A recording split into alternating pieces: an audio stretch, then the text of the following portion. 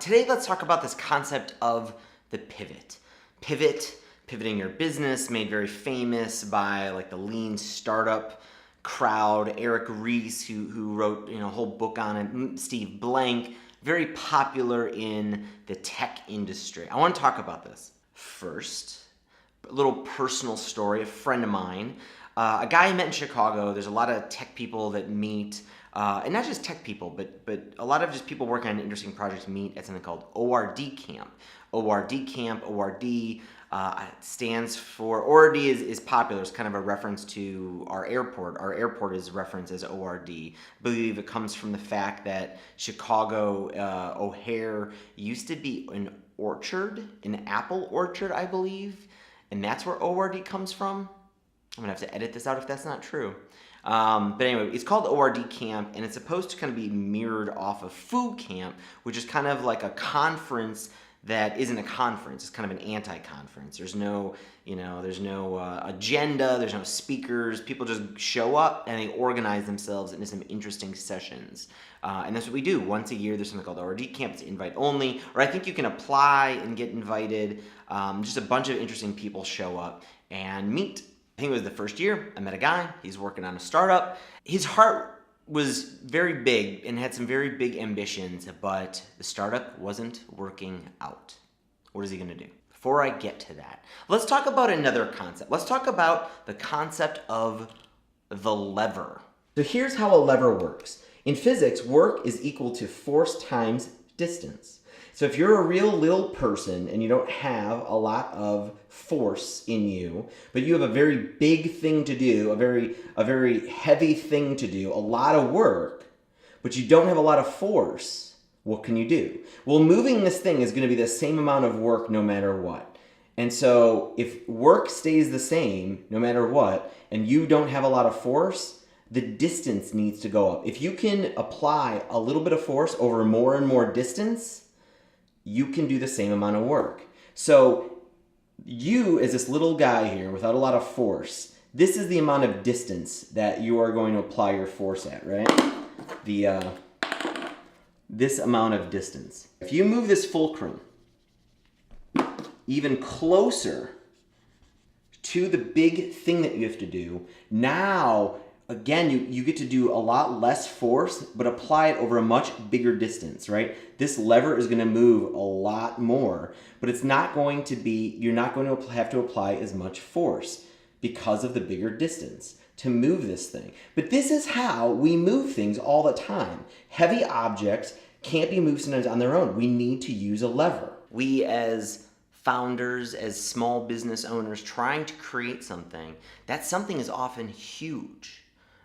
But we can use a lever to use what little force we have and apply it over bigger distances to achieve a great amount of work. Here's a great example. Let's go back to my friend. Starts this business. The business isn't working out.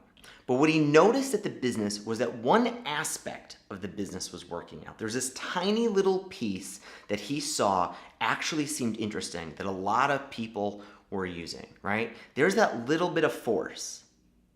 And he realized if he could use this thing, he could leverage this and turn it into a lot of work.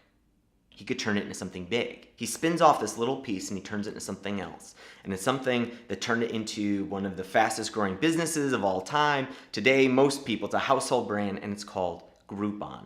I met Andrew Mason years ago when he was working on a failing project of his pre-Groupon, but they noticed there's a little piece in there where a group of people were teaming up to try to buy something at a discount. And he was able to leverage it, just that little piece of knowledge, that little signal that that's what people want, and turn it into a much bigger business. A lot of people call this pivoting your business, coming from Eric Ries, coming from the lean startup people. I hate that word though. Eric, I believe, came up with the word pivot or introduced it into our vernacular, and it was supposed to mean something. Pivoting means kind of spinning around on an axis, right? And so you might be kind of going this direction, but you find an interesting point of your business and you kind of move around it.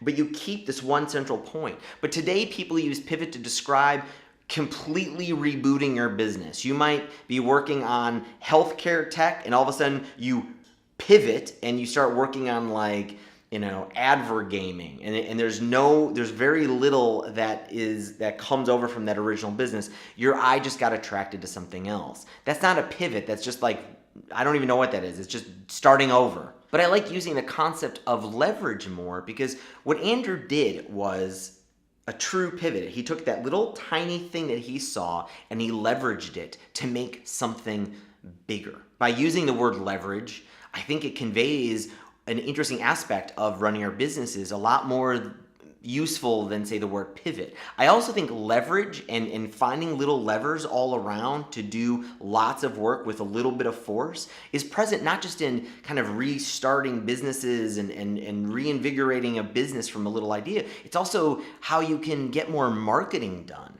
I'm working with this PR firm right now, and one of the things that they keep teaching me is basically the power of leverage.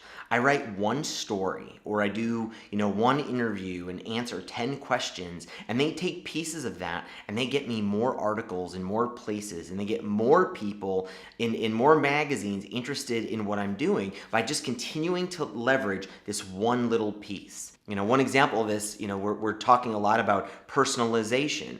We do a lot about, personalization is a big topic in the ad tech industry, personalizing ads and email campaigns. Well, we have a very unique take on it at Highrise, where we do some really interesting things, not just about personalizing our message, but kind of exposing ourselves and turning, Highrise and my life into a reality show in which you can tune in on a vlog and see what's going on every single day, right? So we do some interesting things about personalization, and that little nugget, that little piece of work about personalization can get pitched in all these different places. And once I come up with a bunch of stories, they've been able to kind of take that and leverage it into more articles and more introductions to more people. The most unsuccessful people that I meet are constantly starting over.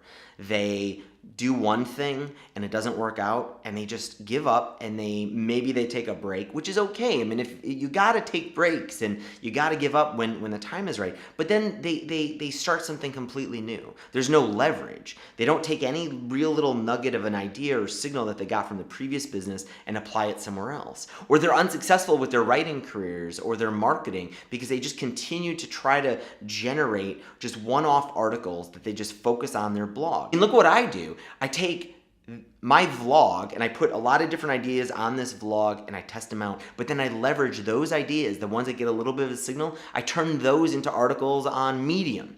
And now we're trying to use those ideas that generate a little bit of traction and turn them into introductions for bylines in publications, other people's publications. I take the little bit of an audience that I get on YouTube and I try to expose them to Twitter. And I take I try to leverage the little bit of an audience that I get on Medium, and I try and leverage that into a bigger audience on YouTube. I'm constantly seeking small amounts of things that I get from one place and leverage them into more and more and more work. And I'm getting a great lesson on doing that from our PR company, on just taking one article and seeing how this idea can be pitched and turned into and generated into lots of other pieces of content without just starting over. Without the lever, you're doing this same amount of work over and over and over again. But if you use a lever like they are, and you use a lever like Andrew did, you can do a lot of work and come up with some very interesting results without having to kind of do it all over and over and over again